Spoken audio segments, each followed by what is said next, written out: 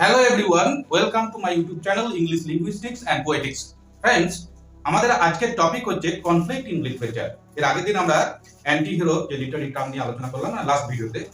আজকে conflict, what is conflict in literature প্রথমত। দ্বিতীয়ত হচ্ছে পারপাস এবং classification of conflict with example, এই নিয়ে আলোচনা করব। পুরো ভিডিওটা দেখার অনুরোধ রেখে চ্যানেলটিকে বেশি করে সাবস্ক্রাইব করার আবেদন অনুরোধ রাখছি। Please do subscribe my channel more and more. Friends, প্রথমে আমরা জেনে নিই what is conflict. Conflict in literature. In a work of narrative, narrative of a novel, narrative of a drama, conflict is the challenge main characters need to solve to achieve their goal. মোদ্দা কথাটা হচ্ছে যে challenge তারা face করে main characters একটা ন্যারেটিভে, তাদেরকে সেটাকে চ্যালেঞ্জটা সলভ করে তাদের লক্ষ্যে পৌঁছাতে হবে।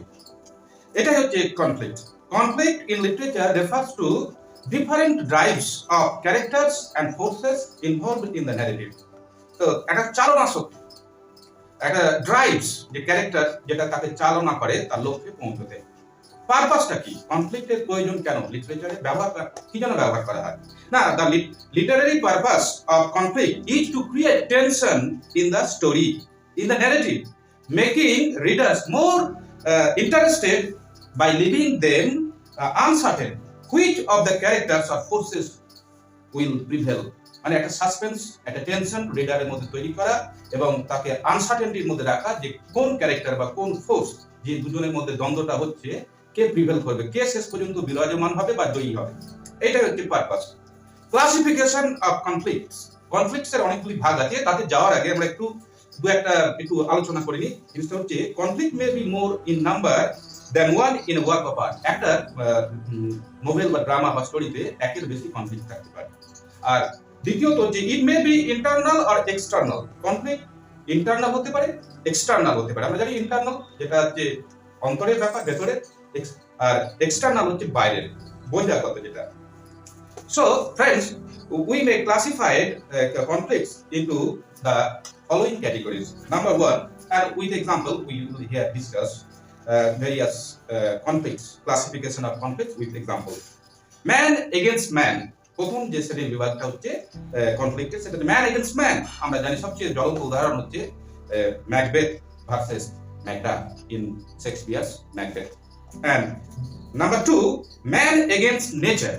ম্যান এগেনস্ট নেচার যে সবচেয়ে ভালো উদাহরণ হচ্ছে the old man and the sea, Ernest Hemingway. You know the struggle between Santiago and the giant fish in the Gulf Stream of Havana. সেখানে আমরা জানি যে হেমিংওয়ে বিখ্যাত উক্তি, man is not made for defeat, a man can be destroyed not defeated. And man against নেচারের আরেকটা উদাহরণ হচ্ছে আমরা জানি Riders to the sea. The sea engulfed, swallowed all the male members of Moria's family. Here in Riders to the sea is giver and taker of lives of the people of the Aran Islands. Next friends, C. তিন নম্বর হচ্ছে man against himself. Man এবং against himself যে কনফ্লিক্ট, তার হচ্ছে সবচেয়ে সুন্দর উদাহরণ হচ্ছে Hamlet, you know, to be or not to be, নিজের মধ্যেই দ্বন্দ্ব।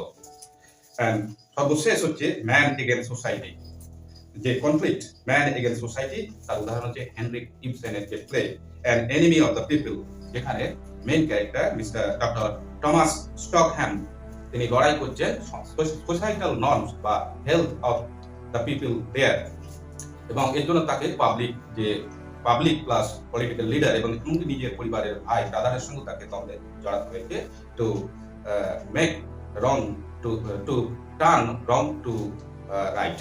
So this is my friends, our today's topic about conflict in literature. Please do subscribe my channel. Thank you.